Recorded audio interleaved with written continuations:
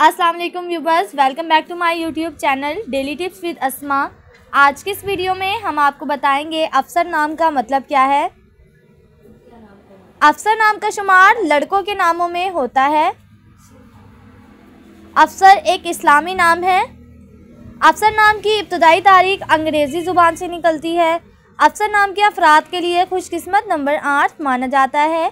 माहिरीन के मुताबिक अफसर नाम के लड़के बहुत बहादुर होते हैं। अफसर नाम का मतलब है आला हुक्मरान।